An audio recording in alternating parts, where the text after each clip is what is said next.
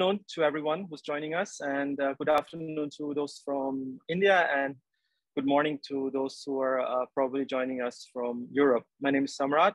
I am the country coordinator of EURAXESS here in India, and it's a great privilege to bring you the second part of our webinar series on the MSCA Postdoctoral Postdoctoral Fellowship Call 2022, with a specific focus on hosting offer opportunities in Europe. Today we have a very packed program, but I will promise you it's going to be very interesting and exciting for you, because we have several host institutions from different countries here who are interested to explain to you how you could apply, how you could find a potential supervisor, potential host for the MSCA Postdoctoral Postdoctoral Fellowship 2022. Now, without any further delay, let me just straight go into the subject today and let you know that we are going to share the recording of this webinar. We're going to share the presentations of these slides with you, and you will also have possibilities to ask questions to the speakers in our Q&A box. If time permits, we will do a Q&A session with all the speakers. If time does not permit, you will have the possibility to send your questions to us, and we will forward them to the respective speaker. Okay, so now it gives me an immense pleasure to welcome Dr. Vivek Dham, who is the advisor at the Research Innovation section at the EU delegation in India, to give a short overview about the MSCA Postdoctoral Fellowship Call 2022. So Vivek, just give us in a nutshell, what is this call about, and how can Indian researchers or researchers of any nationality apply for it? Thank you, Vivek. The floor is yours.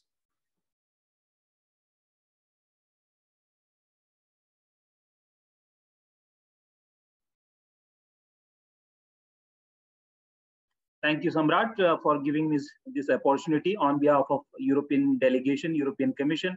I welcome you all to the second webinar on hosting offer. I also thank the member state representatives for participating in this hosting offer webinar. So this is a joint event which EURAXESS and EU delegation India organize every year. And we are very happy to tell you that we had great success in this. So before I start, I wanted to start with a very positive note that since last 3 years,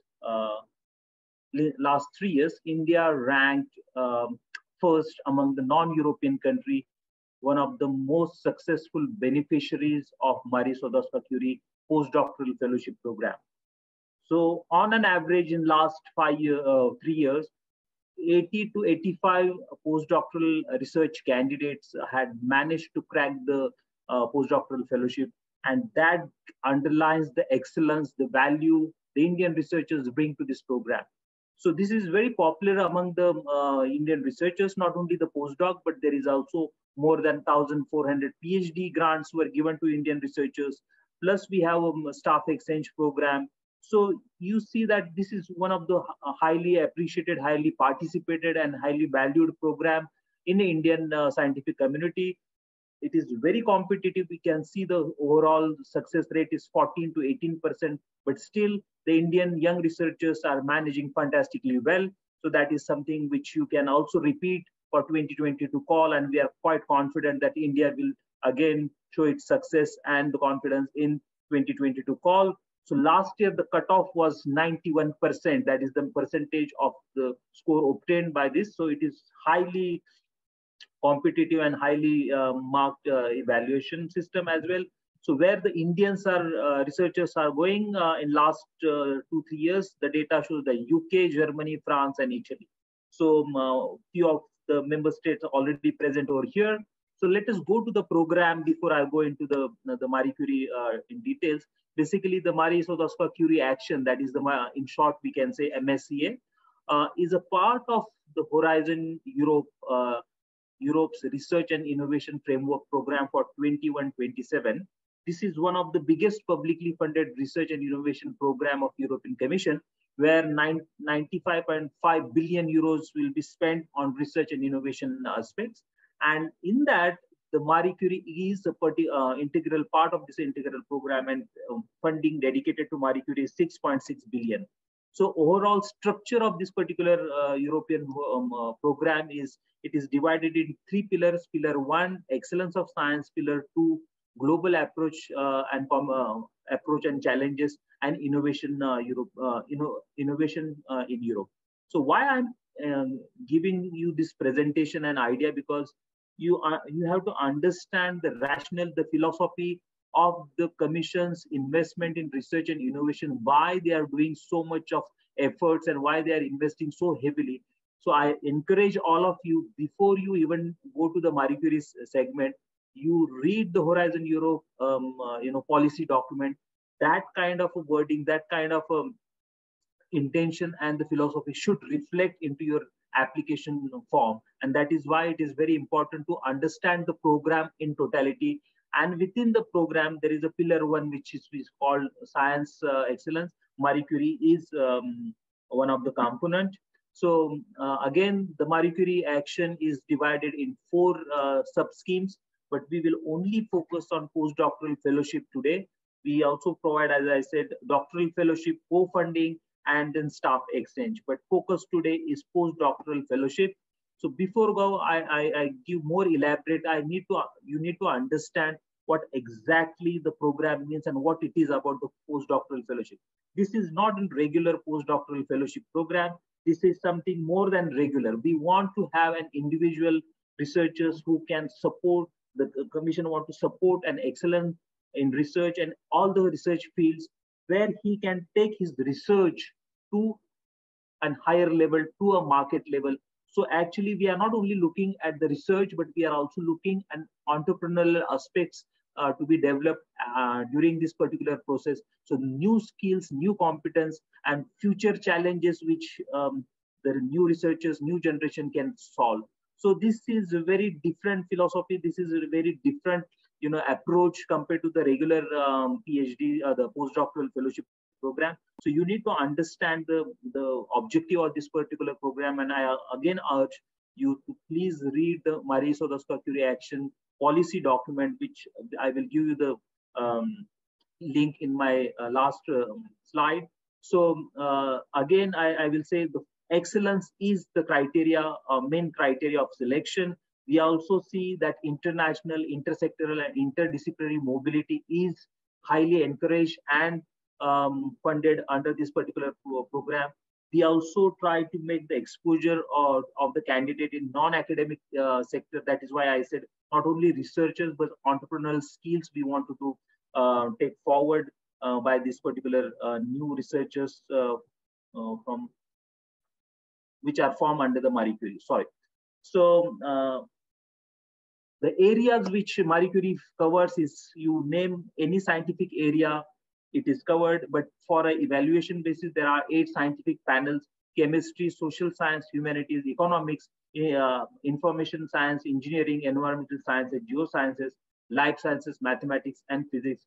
But just wanted to underline and pinpoint one important thing, that in India, the Science and Technology Ministry doesn't cover social science and humanities as STI elements. So it is dealt by someone else. But in Europe, social science, humanities, and economic science is an integral part of research and innovation. So those of your colleagues who don't know about it, please make them aware that this particular program is also open for these 2 important disciplines. Again, this Marie Curie program is divided into 2 main categories, and then I will come to a subcategory. But today we will only focus, there are 2 categories. One is European Fellowship and another is Global Fellowship. Today our focus is Global European Fellowship. So your second keyword for the today's webinar is Marie Curie Postdoctoral Fellowship, European Fellowship. You have to apply only, because this is only targeting those guys who are coming from outside world to Europe. Okay, so it is for the duration of 1 to 2 years, and this is the only scheme you have to target. The Global Fellowship is for the Europeans to go outside Europe. Within this particular European Fellowship, you will have a second sub option, or you can say it's called ERA Fellowship, but I will come to that details later on. So main eligibility, who are eligible to apply? Basically, you need to have a doctoral degree at the time of submission of the application form. I repeat, at the time of submission of application form, that is on 14th of September 2022, you should have your PhD degree, at least a provisional degree, which you have defended a viva and got the provisional degree in hand. Those people are only eligible for this. We will not answer again this if you thesis submitted nothing. Your degree, your provisional, minimum provisional degree should be in your hand, and that's all. That is the first criteria of evaluation. Then your research experience should not have exceed more than 8 years. So we are targeting more or less the PhD guys who had recently finished or within next 5-8 years. Those period we are called young researchers could be considered. Again, there are exceptions to do this on calculation of 8 years. I will come to that later on in my next slide. Period not active in research does not count in 8 years. So these are the details in my next slide.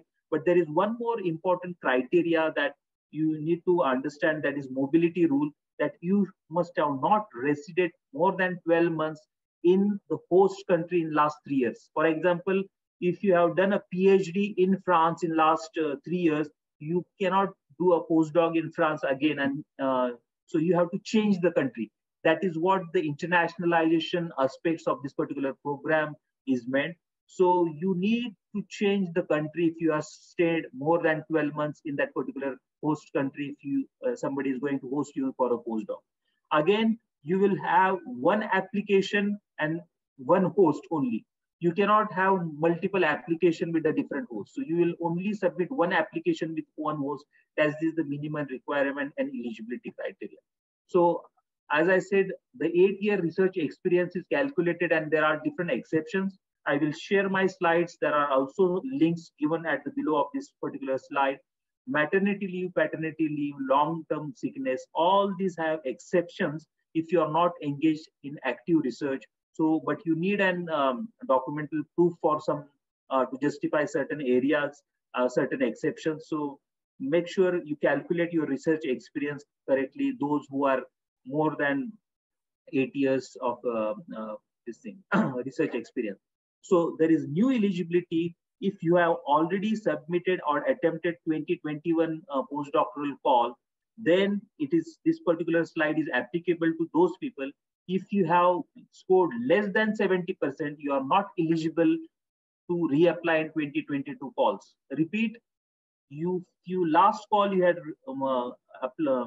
if you have not scored more than 70%, then you are not eligible. So you can resubmit the proposal with the same candidate or candidate from, but you have to find a different institute and a modification in as well as a proposal as per the requirement of the understanding between the institute and the individuals. So where you can do the postdoctoral research for 12 to 24 months, you have huge options open. You have 27 member states. Out of that, 4 member states today, they are present over here. There is one associated country, that is Norway, present over here. So you have 27 plus 18 associated country. The associated countries, most popular associated country with Indians are going is one of the Norway, Israel, and there is also UK, because the UK is still the association negotiations are going on.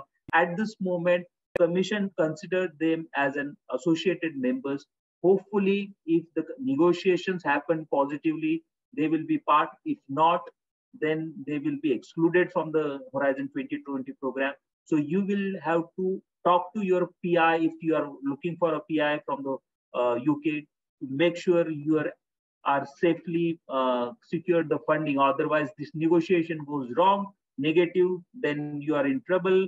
So make a better choice when you are selecting the host country specifically if you go to an uncertain area. But I cannot go more than that because the negotiation can be positive, negative, but I cannot speculate at this time. So in short, you have 27 countries to explore plus 18 associated countries.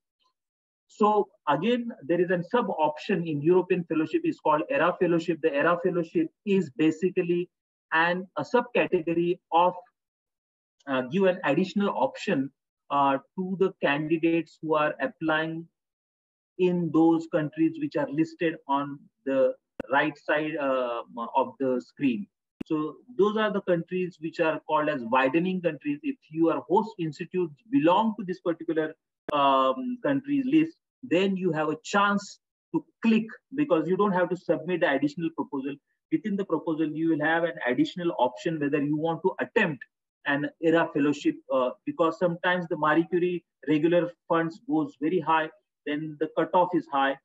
Second, there is an additional grant available under the ERA fellowship. So that is 8 million euros. If your host institution is from this, you will be automatically considered for that. So do pay attention to this ERA fellowship and see if your host institute belong to this widening country list. Again, where you can do the postdoc, Europe doesn't differentiate between academic and non-academic sector. You can do your postdoc in research institute, universities.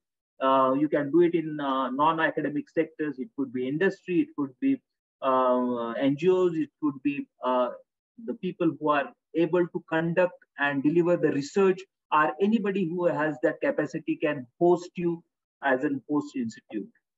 So again, as I said, the 3 I's, interdisciplinary, intersectoral, and mobility is a very integral part of this. So the program also encourage people to have a secondment, and then there is a non-academic placement. So I put specifically the secondment is and separate, because you are highly encouraged to do academic and non-academic secondment during your 1 to 2 years of postdoc. That carries additional value in the evaluation. So please consider at that time. There is no need letter of commitment at submission level, but it is better you thought of this secondment in private sector at the time of writing the evaluation, the application proposal. And this is something new. Once you finish the postdoc, you can have a non-academic placement for 6 months, which is funded under the Marie Curie program.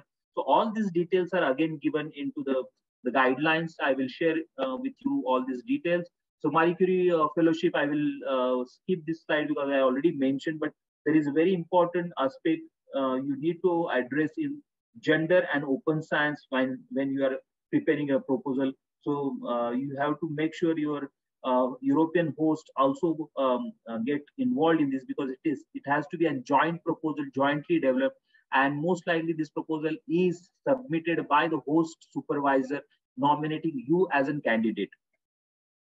Who could be the supervisor? Any researchers who had an international national and international experience, sufficient experience of research, can be your PhD postdoctoral research guide.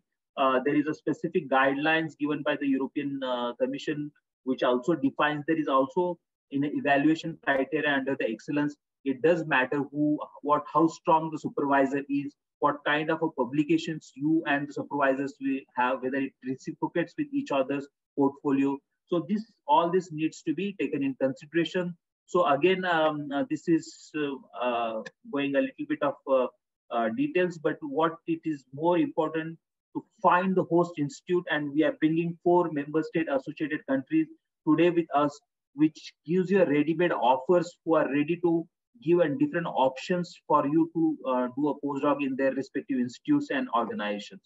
In addition, the EURAXESS, there is also gives a platform. There is also a platform of Marie Sklodowska-Curie matchmaking platform. There is a plenty of options available how to find the host, because that is the most critical and most difficult part of your exercise, apart from the application form. Then application form, actually the call is launched on 12th of May, and the application form is open for submission. This opening list will be available till 14th of September, and everything is available. If you need any help, please let us know. In my presentation, I had given the link, so please feel free if you have any difficulty. The evaluation is done on 3 criteria: excellence, impact, and implementation. So the excellence of research proposal and how innovative you are is the most valued aspect of this, plus what kind of a methodology, what kind of a supervision, training, and two-way mobility of knowledge has been foreseen in the program is integral part and very essential part. So you need to pay a lot of attention in all the aspects of evaluation, not only scientific, but look at what are the parameters set for this particular program. Again, the impact is also important. Most of the people don't pay attention how they are going to, their result, their outcome will make an impact on outcomes of your results to a society, how it will contribute to scientific knowledge. All this needs to be formulated and reflected well into this. And again, it is implementation. So you and your host organization has to work very jointly, synchronized manner.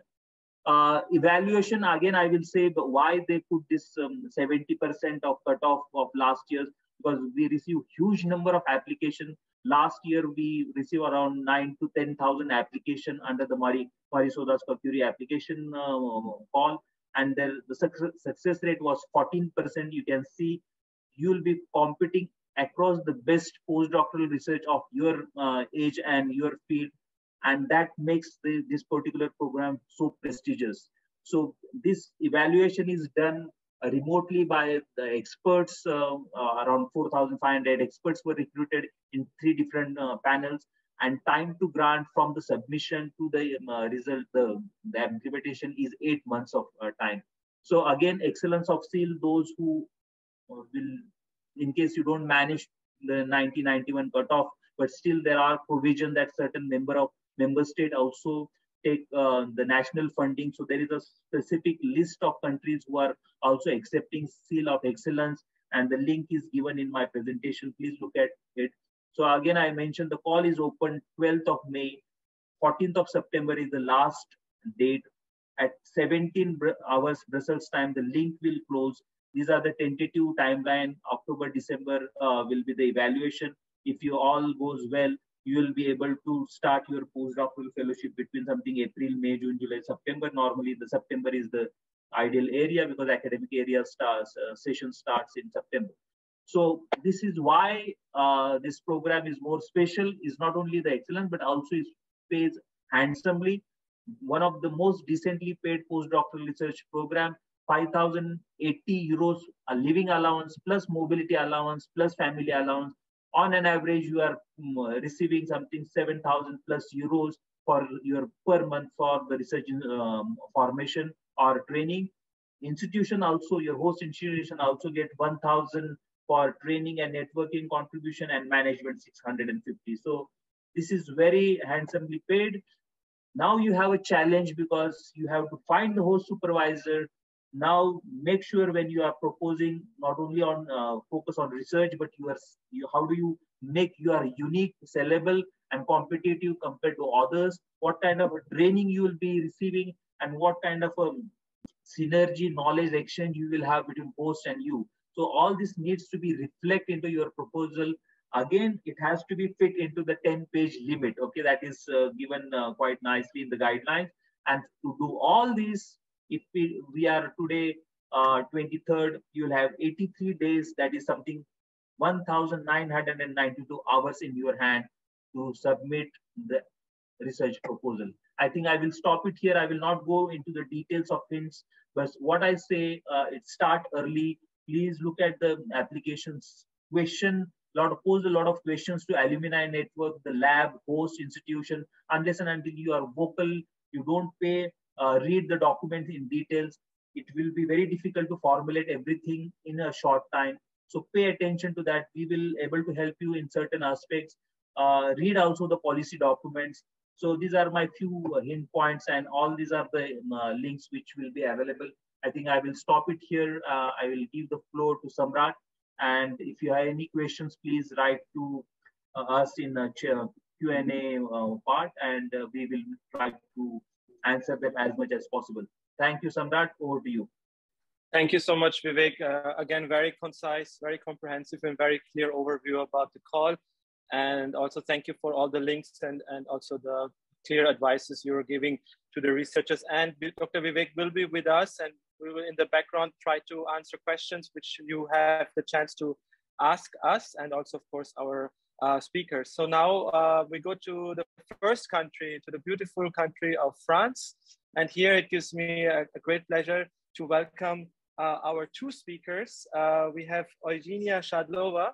She's the MSCA National Contact Point at the Ministry of Higher Education and Research in France. A very warm welcome to you, Eugenia. Hello, thank you, and thank you for inviting me to this webinar.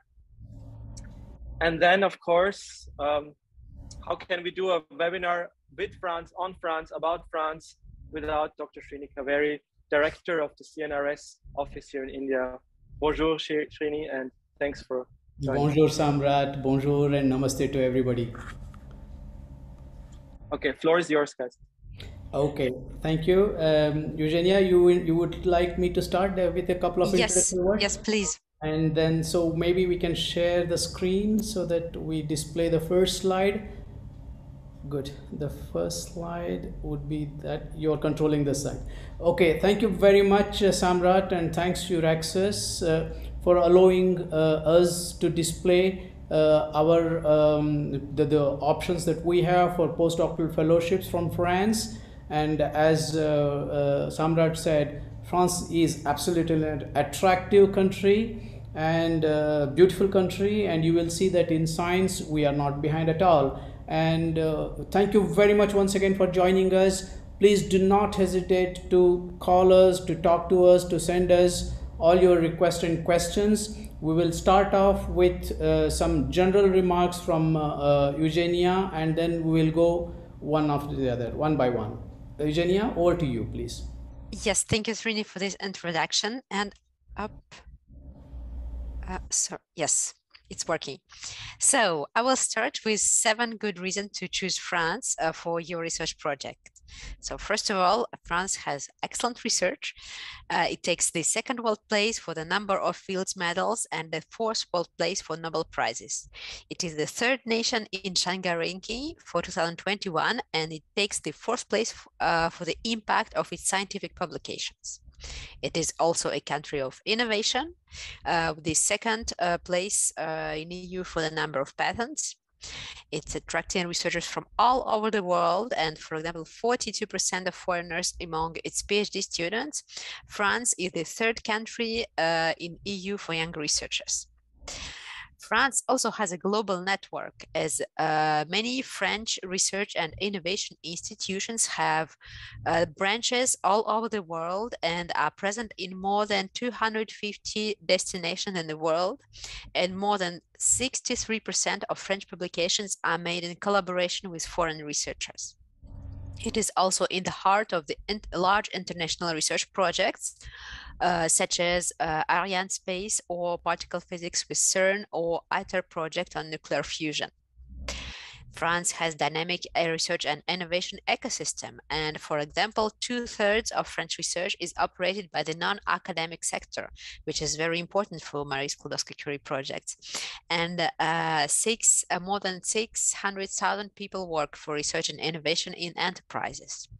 Finally, France also has top-level research infrastructures, and in our national roadmap 2021, 108 research infrastructures were listed, including large research infrastructures in very different areas such as astronomy and astrophysics, health and life sciences, but also human and social sciences.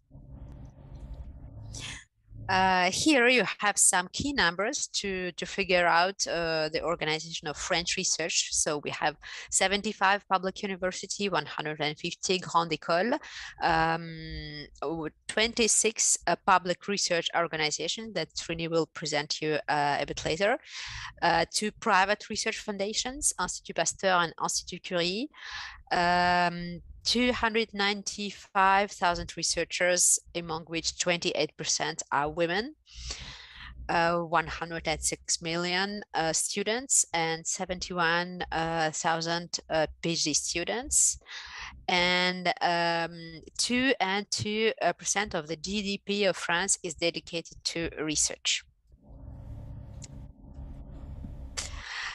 So this is just a very simple slide explaining how the research in France is organized, and particularly I would like to draw your attention to the fact that the research in France is operated in the laboratories, which are called also research unit, and it can be mixed research unit, UMR, or a proper research unit, UPR.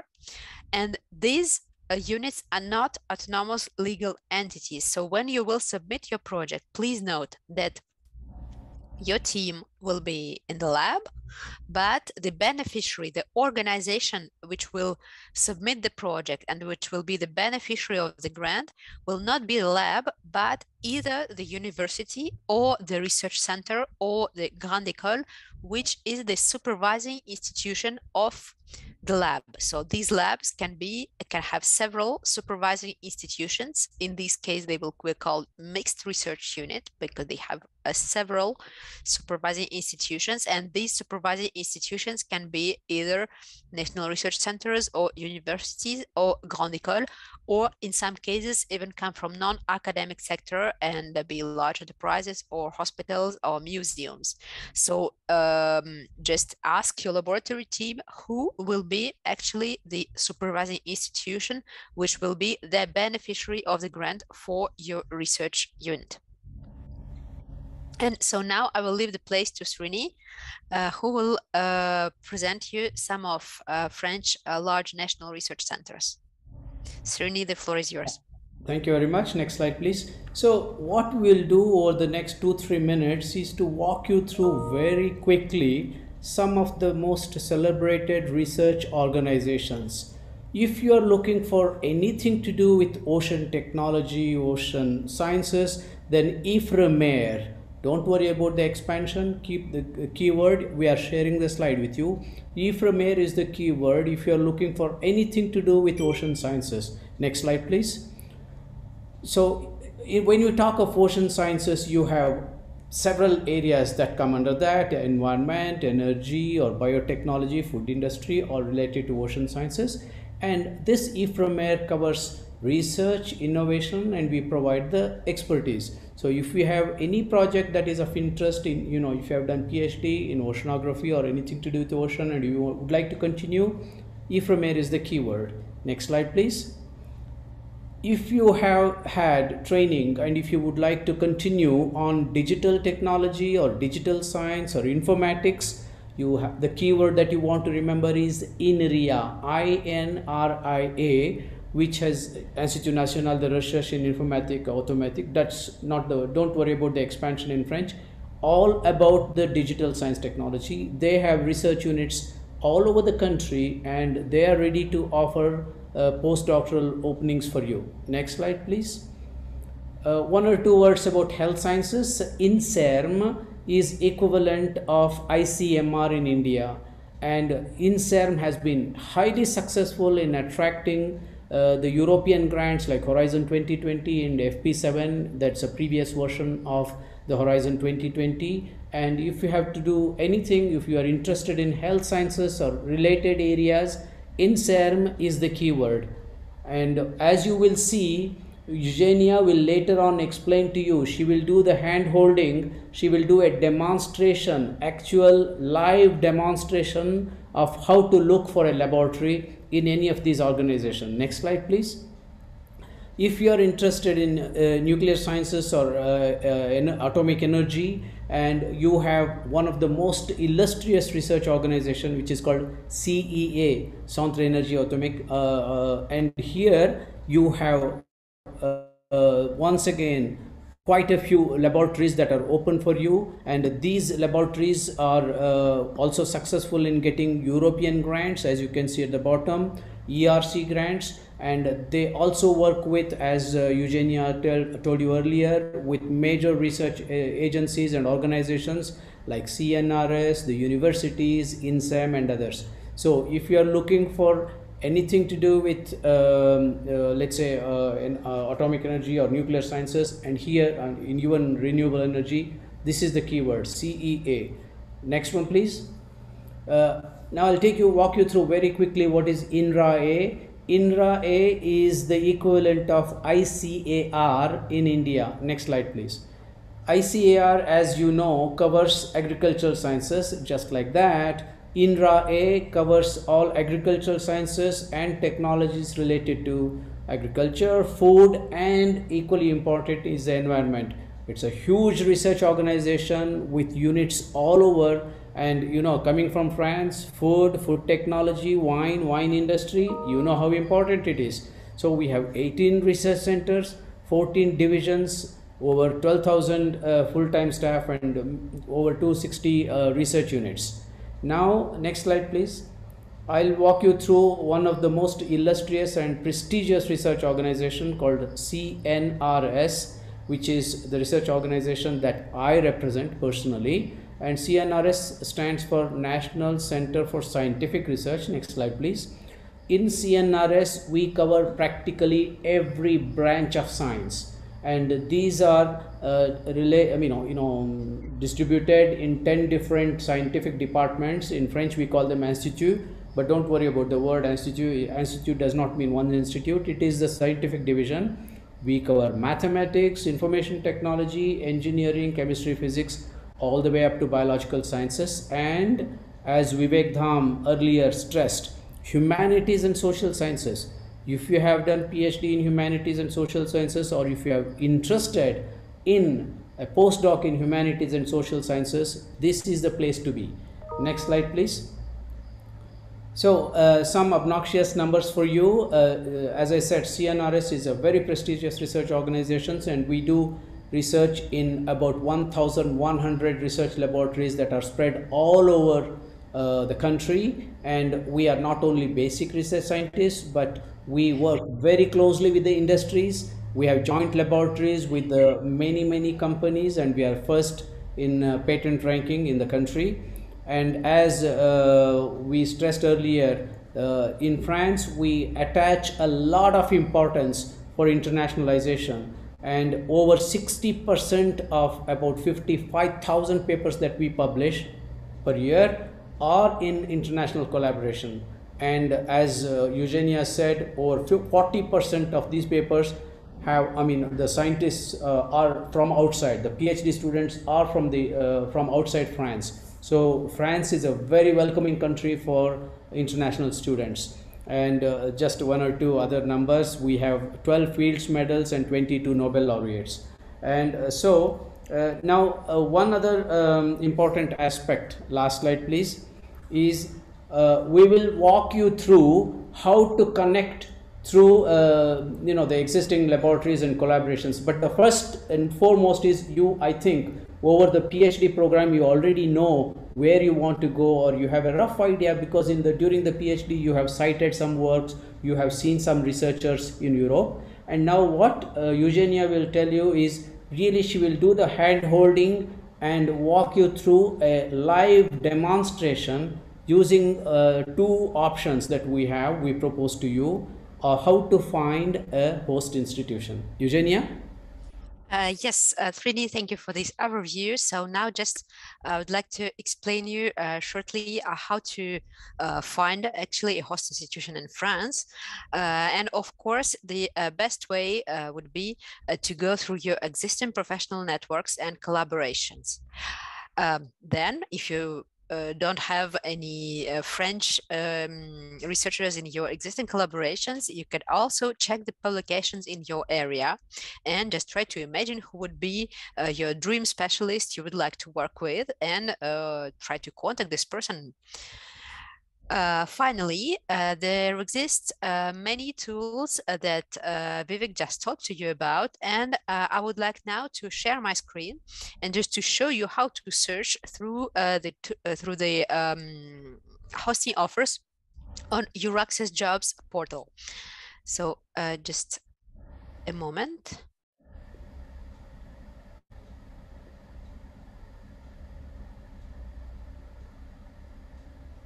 So here I am on the EURAXESS jobs portal, and so you need to go to funding and hosting offers, and then you go to search for hosting, and here you have a possibility to search through countries or to search with keywords or both.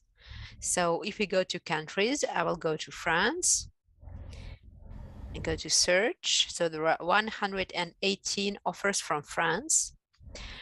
And just to show you here, there are different offers from very different organizations. So Sorbonne Université in France, University of Toulouse, Université Lumière 2 from Lyon. So many offers from Lyon. So up, I go to the next page. You have also offers from Le Mans, Angers, so from very different regions of France and also very different research laboratories.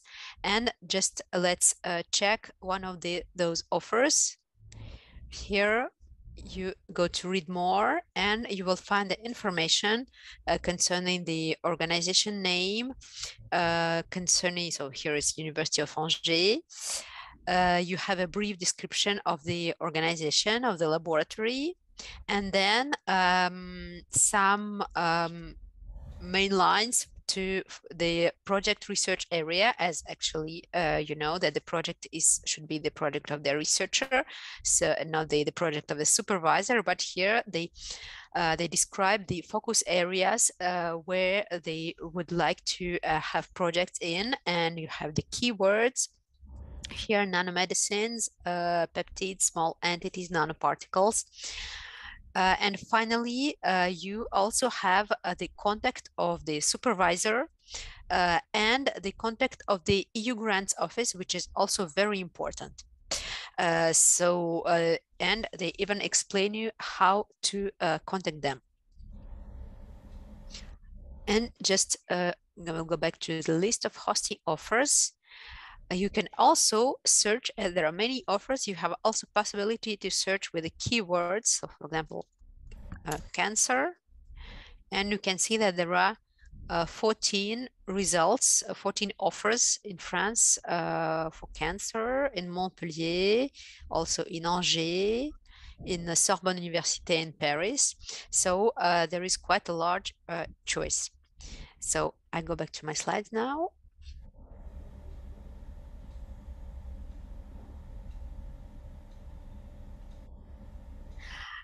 So this was the EURAXESS jobs portal, and as Vivek already mentioned, there is also a tool in the participant portal. On the call page, you have partner search announcement that you can check.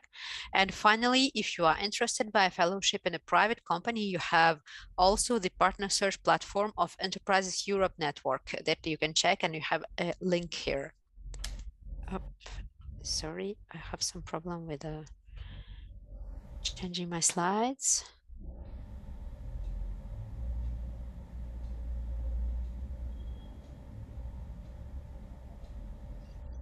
Yes, and I would like also to show you this tool, which is the French database, where you can also search to find a host institution in France. So on EURAXESS, you had the offers from the laboratories who are interested in hosting foreign postdocs with the MSCA Postdoctoral Fellowships, and they have registered purposely their hosting offers. But of course, there are much more laboratories in France, and some of them may also be interested to host foreign postdocs, but just don't know about the MSCA Postdoctoral Fellowships or don't know about different tools. And you can also go to this database, and which has quite a complete information about different laboratories and authors in France. And here you have a possibility to search either through laboratories, either through authors or through publications. And again, if I have still, do I still have some time, or should I accelerate? No, I think we should be fast because there are many people waiting. Okay, so I will not go to the platform then, but here you can search with the keywords, either with the name of the author or with the publication, or you can search with the keywords to find laboratories. And finally, when you have identified possible supervisor, how to contact them, and Srini will explain you how to do it. Thank you very much, Eugenia. This will take only 30 seconds. So once through this approach, either your own contacts or one of these approaches like the EURAXESS or scanner approach, all that you have to do is write a short mail. Do not write too lengthy mails, because too lengthy mails or long mails people don't have the patience to read. Be very specific, write a short mail and specify very clearly that you are aware of the MSCA Postdoctoral Fellowship and therefore you are applying for that particular postdoctoral fellowship which you have displayed, and tell the supervisor that you are very much interested, you have gone through his work, and attach your CV and a brief summary of your research project based on what your future supervisor is doing.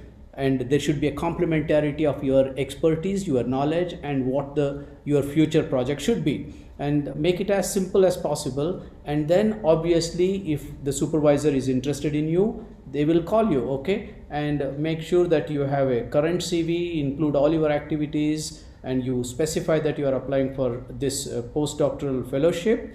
And you can apply through social media, personal or professional, if you have, I mean, if you have a link in that, you know, that you are very experts in that. I think we'll stop here, and welcome once again, good luck to you, and do not hesitate to write to Eugenia or myself. We'll be very glad, and Eugenia will cover the last 1 or 2 slides. Yes, thank you, Srini. So here you have the contact of the French NCP team. So don't hesitate to contact us. We are a team of 4 people. And would like to also draw your attention to the fact that your first and main contact will be, of course, your supervisor and then the EU grants of your host institution. Please don't hesitate to contact them as early as possible. And they provide support, proofreading services and support for administrative issues to the applicants. There are also national contact points that you can contact with different questions about the program rules.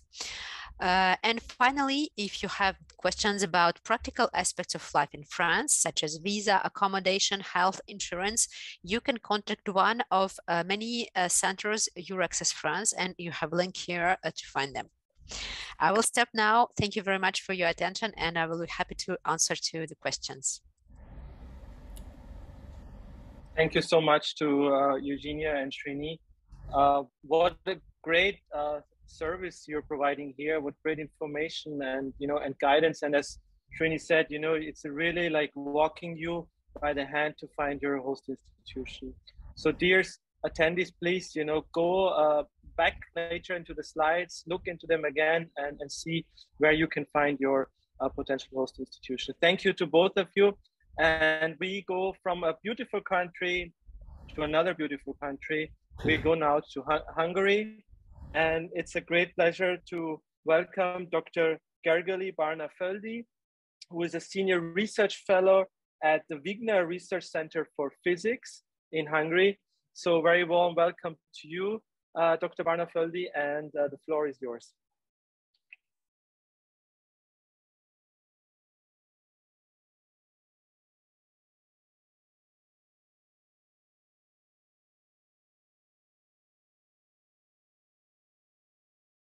You are muted.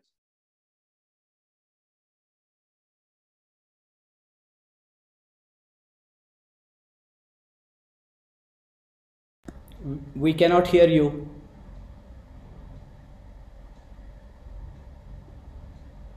It seems your mic is on, but how about now? Can you hear me now? Yeah, perfect. Okay. Maybe some technical difficulties. So trying to share my slides. Please let me know if you can see them. Can you see it? Yes, clearly. Okay. So thank you very much. So I'm working for the Wigner Institute, which is part of the Roland Eötvös Research Network. I think you know very well this name because this is the guy who figure out the gravitational force in the form what we are using now. And of course, our institute is also a member of the Hungarian Academy of Sciences, which is one of the oldest in Europe, as you see. So let me see where we are located. So here you see the map of the world and Europe, and in the middle of Europe, you see a country. This is Hungary, which is a very small country. It's much more smaller than France, but in the very center of Central Eastern Europe. and you see the relation to India. So getting more and more closer. So that's the national flag, and you see the capital, which is Budapest. I will show some pictures on this. And the Wigner Institute is located somewhere this area of Budapest, in a beautiful environment, which is really surrounded by forests and leisure areas. So just a few pictures of Budapest, if you haven't seen. So we have the River Danube, which is quite big when it's arriving to Budapest. The River Danube is the biggest river of Europe, and it's pretty wide when arrived to Budapest. You see the castle here, the chain bridge, which is very unique in many sense, the National Parliament, and the Hero Square, which are a very, very popular touristical destinations, and Budapest is used to be a very beautiful city even now. So this is our institute from the Google Maps. If you check for, this is a nuclear institute dedicated for nuclear researches, high energy physics, and material physics and applications. And within this campus, we have our Wigner Research Center for Physics, which contains has two sub-institutes. One is the Institute for Particle and Nuclear Physics, and the other is the Institute for Solid State Physics and Optics. So you see many, many fields here, and I don't want to give you a general overview of the Hungarian opportunities, but I would like to promote my institute. So my field is particle and high energy nuclear physics. We have also plasma physics, brain research, space sciences, technologies, and information technologies. We also have on the other side solid state physics, crystal and laser physics, optics, neutron physics, plasma physics, complex system fluids, and computational sciences, which contains many, many related application in the everyday life. So the history of the institute, it roots back to the 1952, when it was formed as a big complex structure dedicated to nuclear research. But later in 1992, it split it to 5 separate smaller size institutes. And in 2012, the Hungarian Academy of Sciences decided to merge them back to a certain big institutes. And that was the time when we got the name after Jean-Paul Wigner, who know from many, many places or many points from physics, sense of view. So he was a very great Hungarian origin scientist, and we agreed with their sons and grandsons that the institute can take over his name. So this is the Wigner Institute, and there's another institute also in the same campus, which is the Center for Energy Researches. And since 2012, we are having this institute, which is now have many big focuses. So this is an institute of basic research groups like tabletop experiment. On the other hand, we have national laboratory long-term commitments with international large-scale research infrastructures like the ELI in Europe, like the CERN, and many other smaller size research infrastructures as well. So we have many connection to industry. So we have application in industry and innovation centers, and transfer. The technology transfer is also available on site. And of course, we connected to universities, training centers, and this is how we try to do the knowledge transfers. Just a remark on the Hungarian scientific structure, that in Hungary, education is dedicated to universities only. Research institutes can only join to these research activities with educational purposes only if we have a connection to universities. And of course, we have many links to different universities, even in not only in Hungary, but in Europe as well. So how we can find a way, how you can find a way to the Wigner Institute. So this is the different levels of fellow opportunities for the Wigner Institute. So you see the Hungarian education system. So 6 to 12 years, the primary school, 13 to 18 years, the secondary school, which ends with the maturation at 18 year and 19 to 21 the bachelor courses. This is where you can get a BSc degree, 27 master courses, and then after somewhere around 28 years, the doctoral schools, which ended up in a PhD. And that's the point where you can join us with the Marie Curie programs, because this is when we are reaching the postdoc employments, and which usually 3 years. So we try to reach students at the different levels. So we have open days, girls' days, public talks. We have trainee programs for mostly bachelor students. We have also trainee programs for master students. And when we are entering to the doctoral student scholarship direction, so we are connected to the universities, as I told you, because that's the only way. Students can also apply from India. We have so far some cases. And the postdoc level, which is the Marie Curie direction, is also open for Indian experts. We had several postdocs. I think we had only one so far through the Marie Curie direction, but otherwise, all the opportunities available on that page, which will be somewhere else. So let me show my direction. So my focus is high energy physics, which has many legs. Not only high energy nuclear physics, but we have also, I mean, this is what is dedicated to the CERN physics, the Central Nuclear Research in Europe, the largest particle accelerator, which can explore the new particles and especially the very hot early universe. I mean, to do this, you have to build up detectors. So we have detector development and laboratories to build up large-scale detector structures.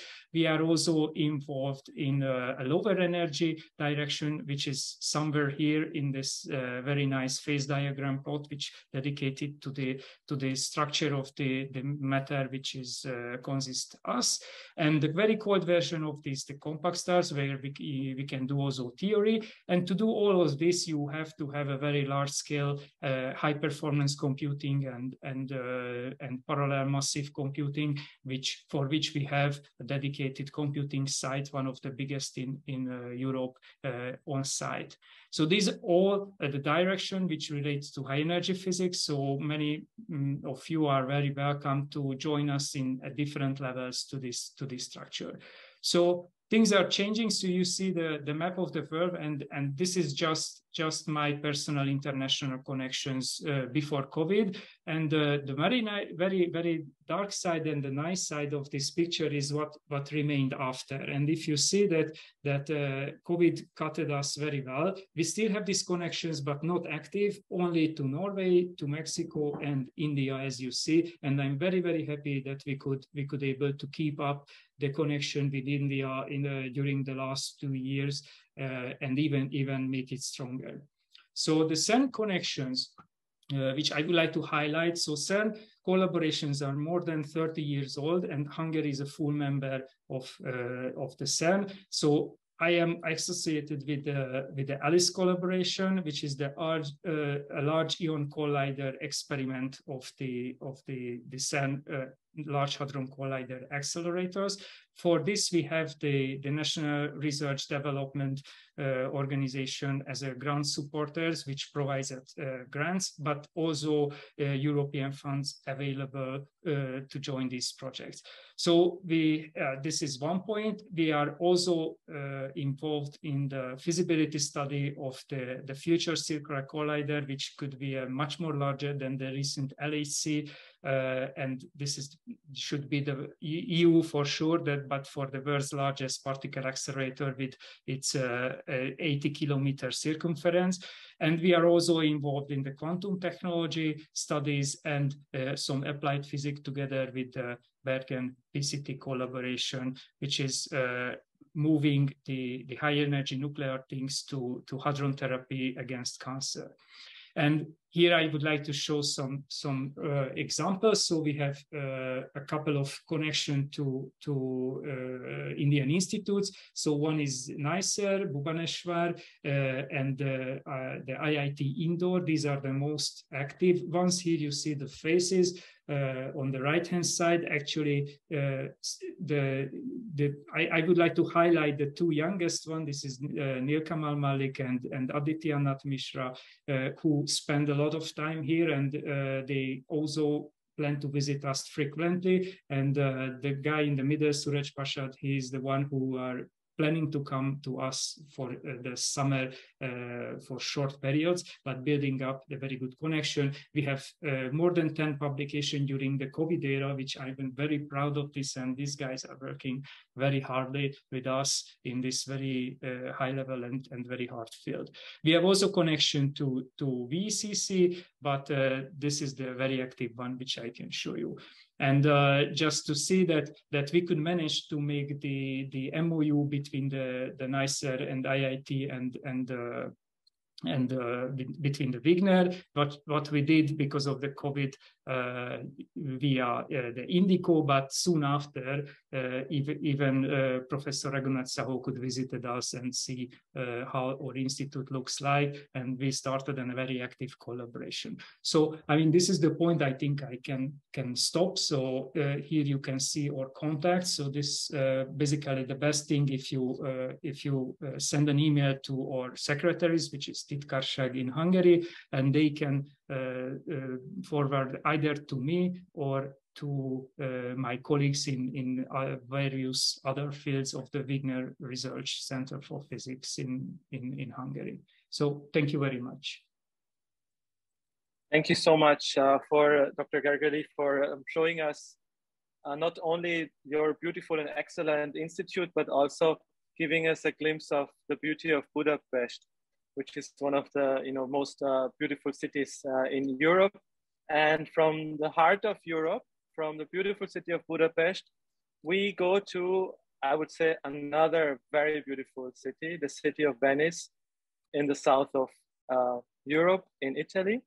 And we land at the Ca' Foscari University of Venice. And it is a great pleasure to welcome our two speakers, Ms. Silvia Sabeo and Ms. Sara Venerus. Both are at the university. Silvia is the International Research Officer, and Sara is a project manager for the Global at Venice Co-Fund Program. So the floor is yours. Thank you. Thanks, Samrat. I share my screen.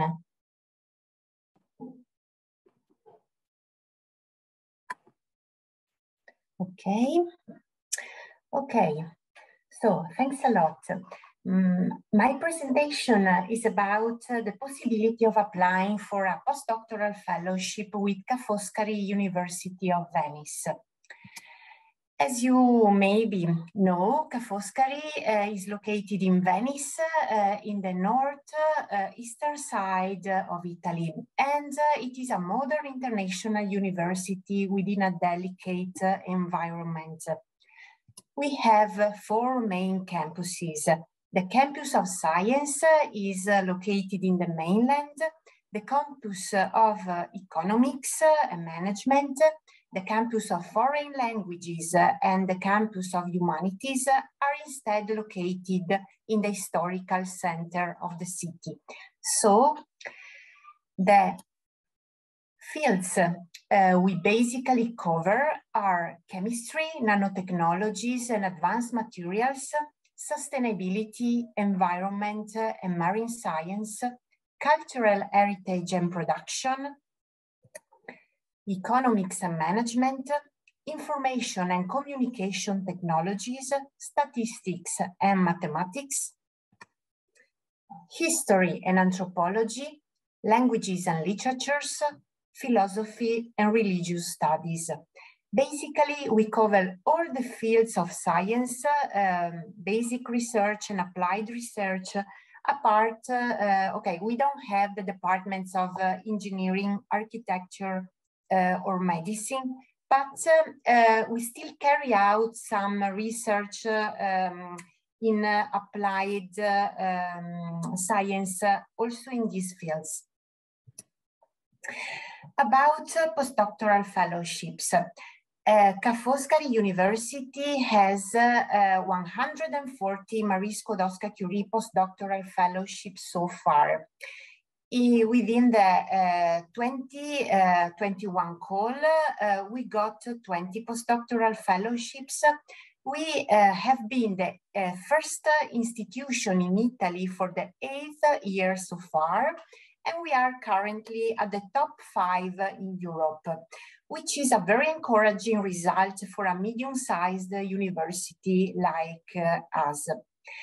Now, there is also the call Marie Skłodowska-Curie Postdoctoral Fellowship Co-Fund Global at Venice, which is open, and my colleague Sara Venerusso will talk about it after my presentation. Going back to the postdoctoral fellowships, we place a lot of efforts and a lot of passion also in supporting applicants for this type of fellowship. This is the complex organization of the research area of the research services of Ca' Foscari University of Venice.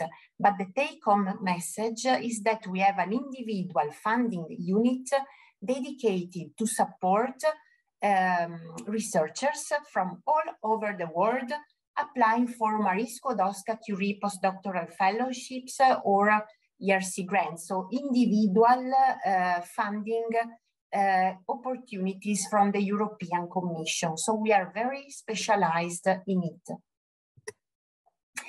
If you, as a researcher, would like to undertake a prestigious project in Europe, spend your time in leading labs or institutions in Europe, but also abroad, because as Vivek explained, there are a lot of mobility opportunities in the frame of a single Marie Skłodowska-Curie fellowship.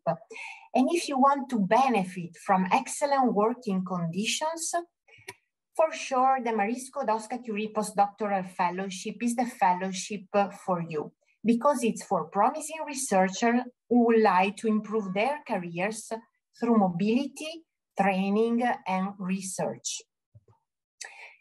What we can do for you?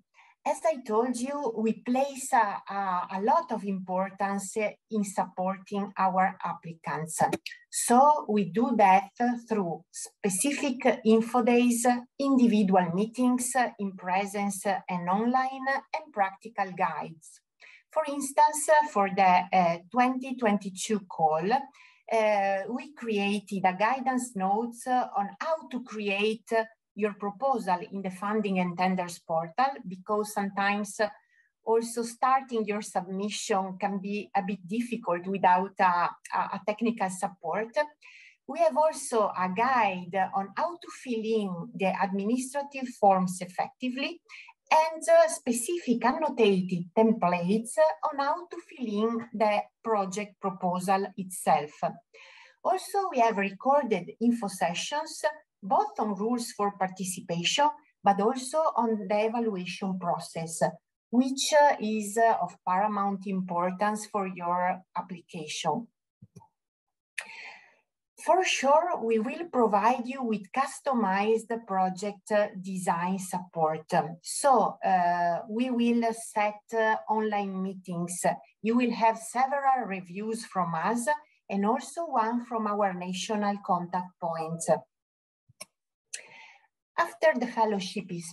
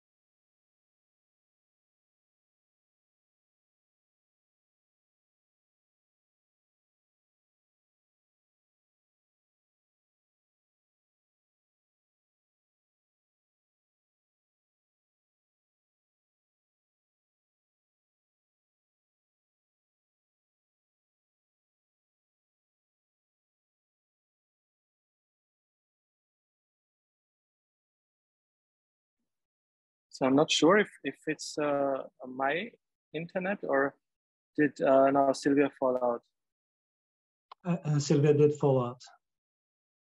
Oh, that's a pity. So by the time, in the meantime, we could ask maybe her colleague to step in. Sarah, would that be possible? I think they both fell out as it looks. So what we could do is just, we can ask Magnus from the Research Council in Norway to maybe take over, and we continue with the presentation from Norway. I think now she's looks that they're back. Okay, do you want me to, is Sarah back? I think Sarah is back. I am. Hello. Sorry, I lost connection for a minute, so I'll log out and back in. Happy to do whatever you want. Okay. Would you like me to continue? Yeah, okay. Yeah. Thank you. Thank you. Okay. Can you hear me and see me well? Yeah. Okay. Good afternoon, I'm Sarah Venerus, and I'm here to give you an overview of another possibility available at Ca' Foscari. I'm the project manager for the Global at Venice Research and Training for Global Challenges program. And the GFV, to shorten it, is a 5 year co-fund fellowship program implemented by Ca' Foscari University of Venice. The program is jointly funded by the European Commission and Ca' Foscari through the Marie Skłodowska-Curie Action Co-Fund Scheme. And the aim is to exploit the full potential of Ca' Foscari and its strategic partners and offer to 15 fellows coming from all over the world a truly international, interdisciplinary and intersectoral training. Each fellowship will last 24 months. And applicants are requested to submit their own research proposals, so it's a bottom-up approach. A proposal in one of the 6 multidisciplinary Research for Global Challenges Institute that can and will support them with their individual research and training needs, and I'll tell you more on this in a minute. The aim of the program is to strengthen high-profile researchers' curricula, making them capable of bridging the gaps between academic and applied research and between research and market. And this major initiative is implemented by Ca' Foscari, together with our corporate partners, including strategic research centers, non-academic networks of spin-off, and small and medium enterprises, where fellows will have the opportunity to do secondments or research and training activity. So let's start from the key information.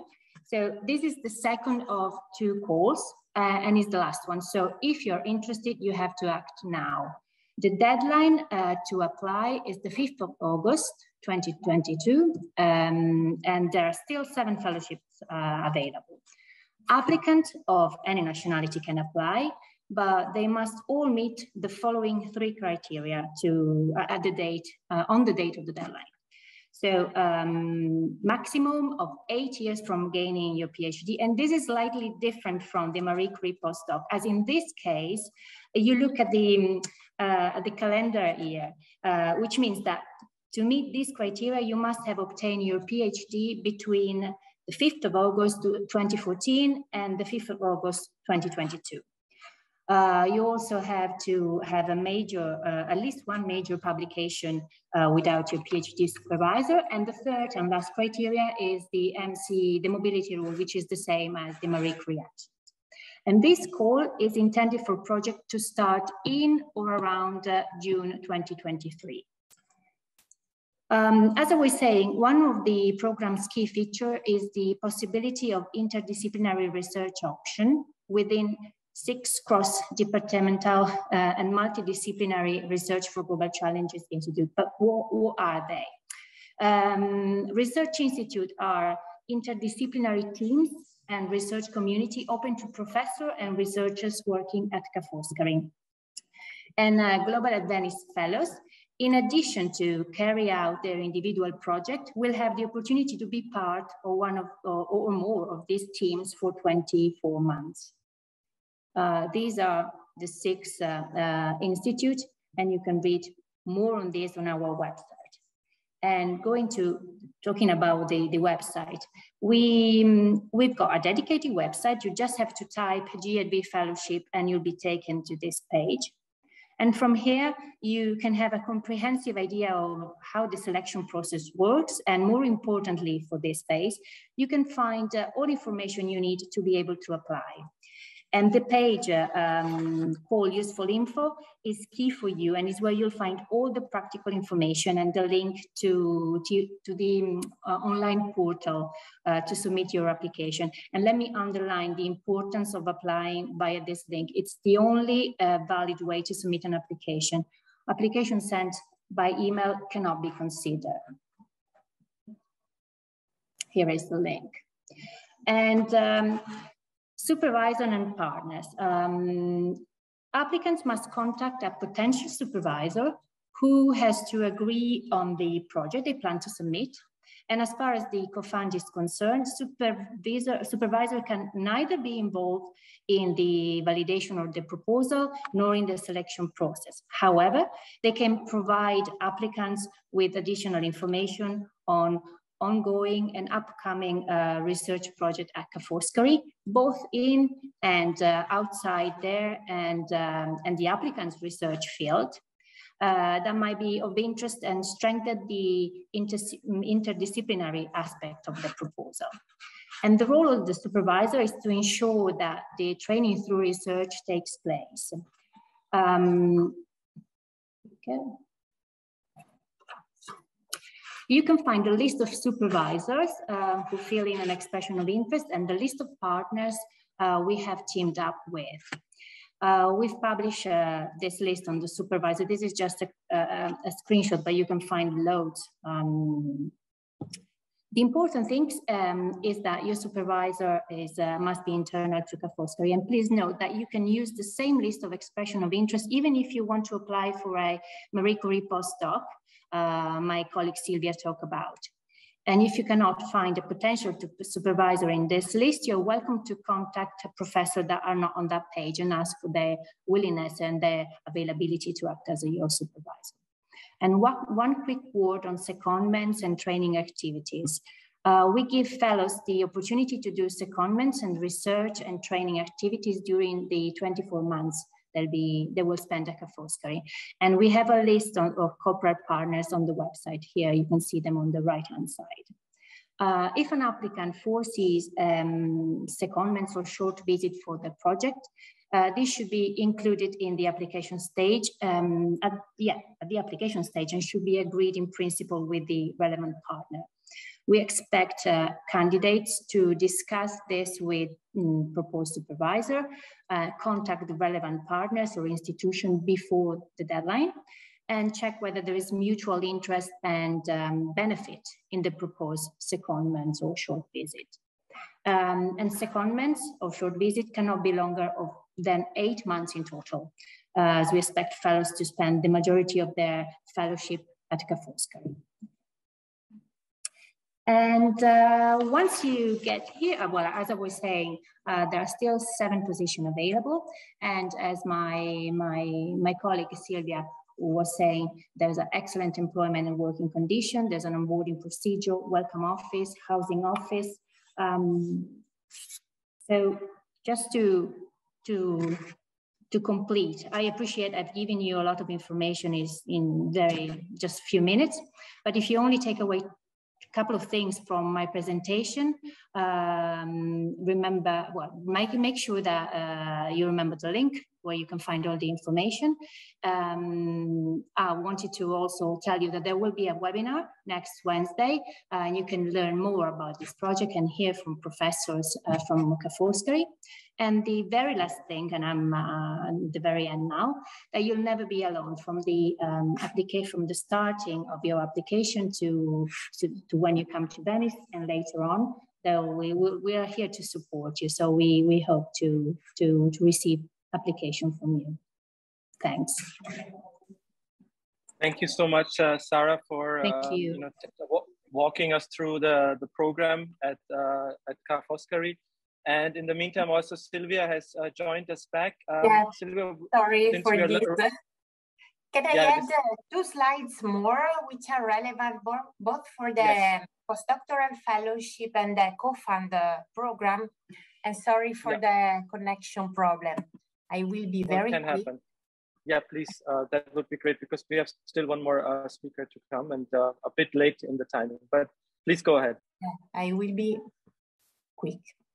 Okay, as Sarah explained, and I was explaining before, you will have support for the postdoctoral fellowship, both in the application process, but then also once you are funded, because the policy of Ca' Foscari is giving fellows 3 months salary in advance for their relocation. We have a specific onboarding procedures to integrate in the department, but also in the city of Venice and in Italy in general, because we have a welcome unit supporting for visas, residence permits, getting to know the city, accommodation. Then we have a free Italian language courses because our academic environment works in English as well, but we think that this is an added value to interact with the city and the territory as well. And then we have also benefits on Earth insurance. We also have a great opportunity, which is the Marie Curie +1 fellowship after the fellowships from the European Commission or from the co-funded program finishes, because we have one extra research year funding from our own budget and the contract as well to carry out, to finish your research and also to have sufficient time to apply for an even more ambitious grant once you have finished the Marie Skłodowska-Curie Fellowship or co-fund fellowship. So what to do now is to think about your own project proposal related to your career development. Email your abstract with your academic CV to one of our supervisors, and the list is the same as Sarah showed you. And then if the supervisors are interested, they will be put you in touch with our office. And then let the adventure begin. Thanks a lot. Apologies for the problem, but I hope that everything is clear. And yeah, we look forward to receive your application. Thanks. Thank you so much to both of you, Sylvia and Sarah, for telling us really in depth what opportunities are there to walk to Venice and apply and do the MSCA Postdoctoral Fellowship at your wonderful university. Now we go from the south of Europe to the north, and we reach Oslo, we reach Norway, and we reach Per Magnus, Commandant Wold, who is working at the Research Council of Norway, and he will tell us now what's in if you want to do the MSCA Postdoctoral Fellowship in Norway. Thank you, Samrat. Let me see, I have unmuted. Yes, thank you. We have a lack of time, so I will be super quick, and I don't need to repeat all the things that my colleagues already said. But just to give you a very quick view of Norway, on the outskirts to the north of Europe. Now, Norway is not a member state of the EU, but we are an associated country, so we're pretty close to almost being a member state, but not just. So Norway is not just about the fjords, which we know, if people know something about Norway, they think it's snow, it's ice, and it's fjords and mountains. Norway is quite a modern society. It's not just a resource-based economy, even though we have mining, minerals, hydroelectricity, petroleum, fishing, seafood, shipping, etc. It is a society which is based very much on trust. We are only 5 million people in Norway, in a country which is rather stretched and quite big in area. It's high technology. It's based on higher education. We have one of the higher levels of the higher educations in the world. It's very much based on equality. So equality is something that those who come to Norway notice very soon, between the sexes, between people, between the professor and the doctoral student or the postdoctoral student, etc. And cooperation is something which is very highly appreciated. I mean, personally, I would love to go to Venice or to Hungary or to France. I just went to France and saw Eugenia, my colleague there. And these are lovely countries.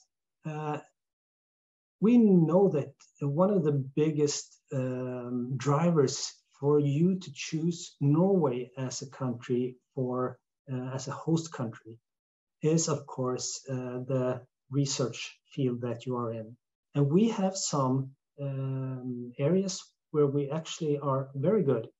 For example, renewable energy, geology, petroleum, of course, even though it's phasing out. Climate change, we are aware of our role in this. Marine sciences is very big in Norway. Maritime, of course, clinical medicine, public administration. And I would also like to add that within the social sciences and humanities, we are very strong. And this is also one of the domains where researchers have made progress in getting Marie Curie postdoctoral fellowships during the last 5, 6, 7 years. So we also, of course, being a small country, we have certain priority countries, and India is one of them. But we are an active partner in Horizon Europe, being an associated country. We have basically been a part of the EU framework program for research and innovation since FP4, I think, and this is FP9, isn't it? Yeah, well, anyway, we take part in European research and we collaborate with Europe to a great degree. So what about taking part or using Norway as a host country for postdoctoral fellowship? Eugenia showed you very well, in practical terms, what you do in order to find institutions in France. This you can also do when it comes to Norway. Now, while Eugenia was talking, I saw that we don't have many hosting offers. And the reason for this is that Norwegian research institutions, and in particular the universities, they have introduced these masterclasses. So that means that expressions of interest are published in January, February, perhaps March. And then the masterclasses have been held. But that doesn't mean that it's too late, because you can do, as my colleagues from Italy or France or Hungary have said, you can contact the professors directly and do what you were instructed to do. Send them information about yourself. Srini was very well explaining this. And in order to orient yourself about the Norwegian institution, use the EURAXESS website. Go to EURAXESS Norway, Research Norway, and you can click on the higher education sector or the research institute sector, which is rather large. And then you can contact them directly and ask, this is what I do, this is what I'm good at, this is my track record. Are you willing to be a host if I apply for the Marie Curie Fellowship? Yes, so this is just how you go on. If you want information about how to prepare your proposal and the policy drivers behind the postdoctoral fellowship, you can look at the webinar that we held on the 10th of June, and you find a link here on the screen, and you get the presentation later on. And apart from the MSCA Postdoctoral Fellowship, because you do want to secure all your chances, just the other day, I saw that there are 241 offers at doctoral and postdoctoral level from Norway, because the government has decided that all positions should be put on the EURAXESS portal. So basically, you find all the available positions at the EURAXESS portal. And then, why should you go to Norway? Well, of course, we have strong or even world-leading research environments. But everything is not about the research. It's also about living. So I was thinking, this would, in Norwegian terms, the time in India now, this would be after working hours, because I basically work from 8 to 3 o'clock Norwegian time. And that's what I do in summer. And everybody understands that, well, you have to have a family life.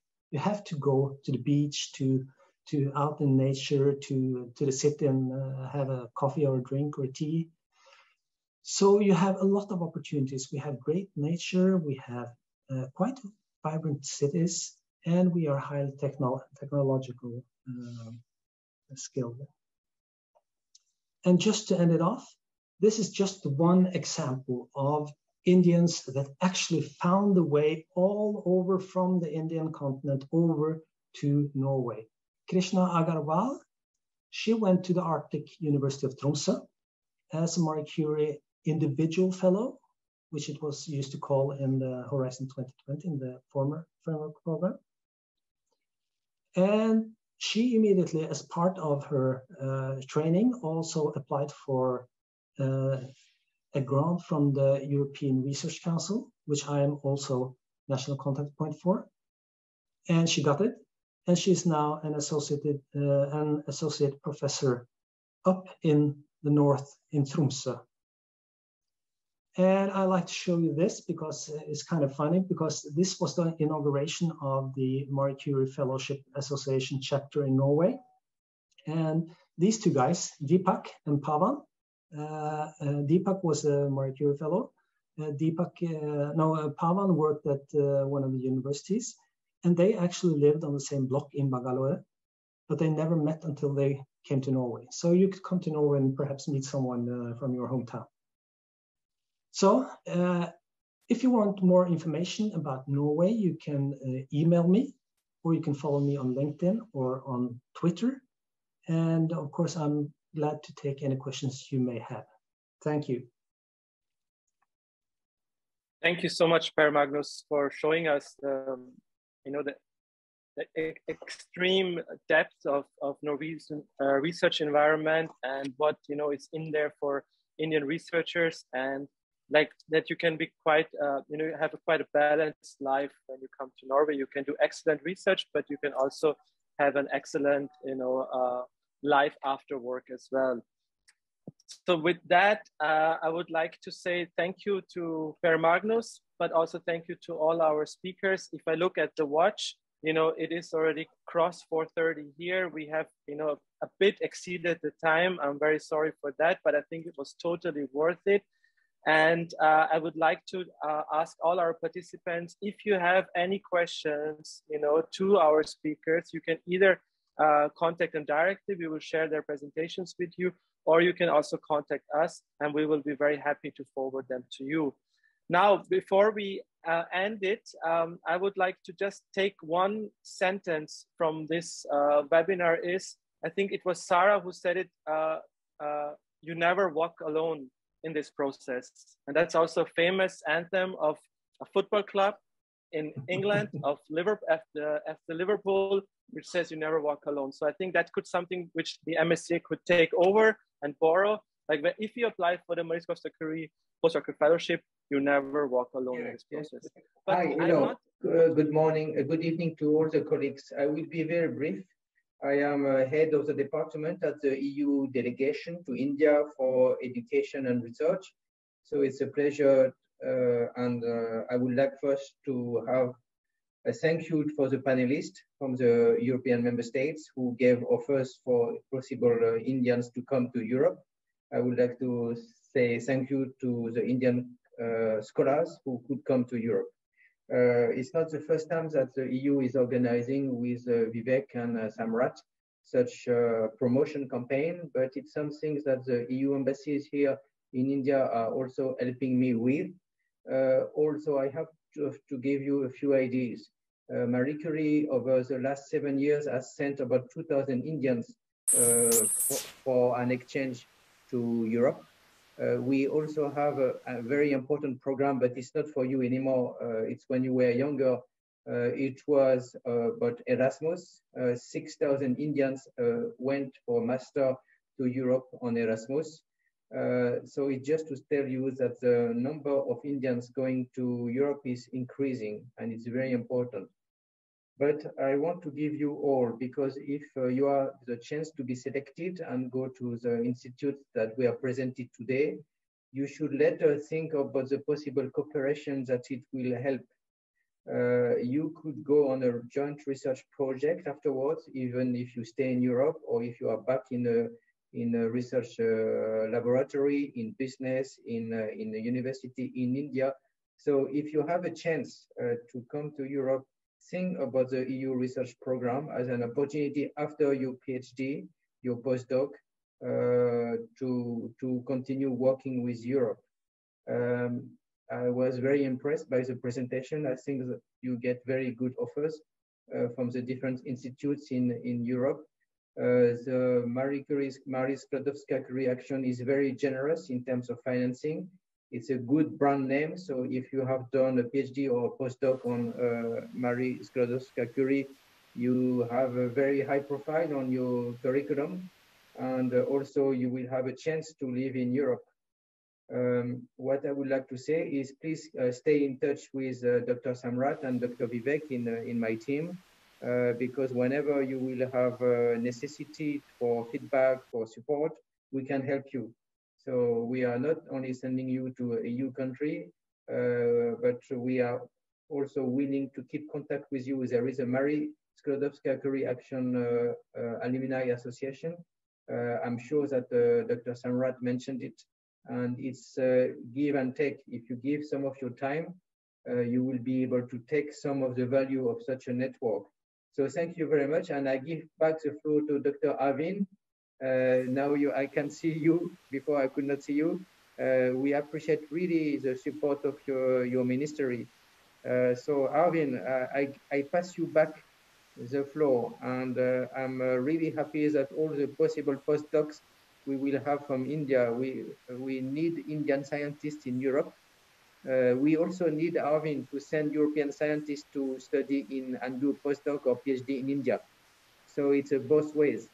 We need to learn from India as well. Back to you, Arvin. So good afternoon to all of you. Sorry for I'm not on time. Nevertheless, I think it had been a very wonderful session. So as you may know that India and European member states relations have been time-honored and growing. And these ties can be further improved by the boosting bilateral, physical, digital, and people-to-people connectivity.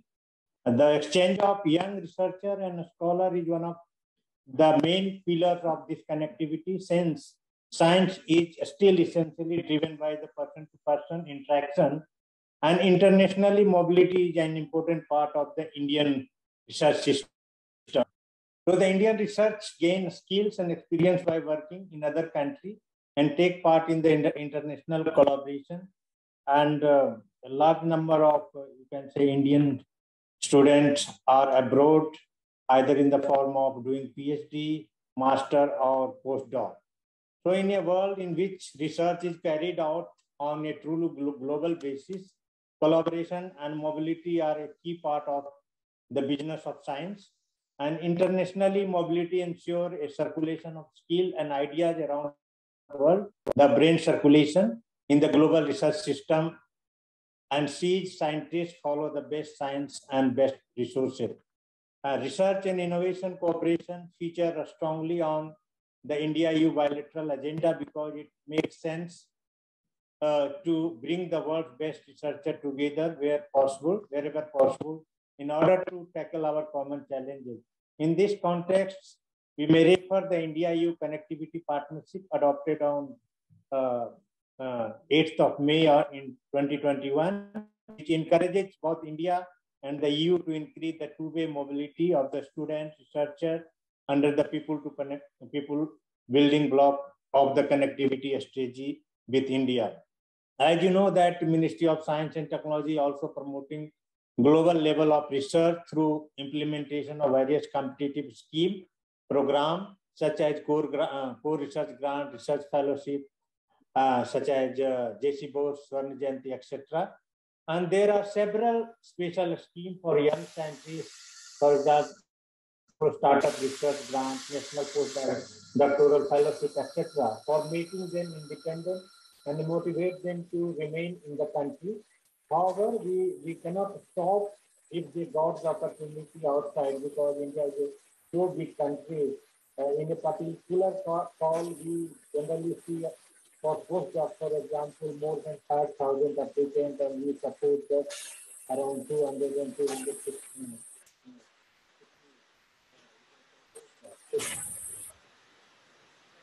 Problem with his microphone, but let me just thank you both for coming in and giving these concluding remarks. And I really hope that we will see a lot of fruitful collaboration between India and Europe through the MSCA and through other European funding programs. So with this, I think we have to end now. We are a bit over time, so we will end this webinar, and thank you for those who stayed on, and good afternoon and good evening to everyone. Bye-bye. Thank you.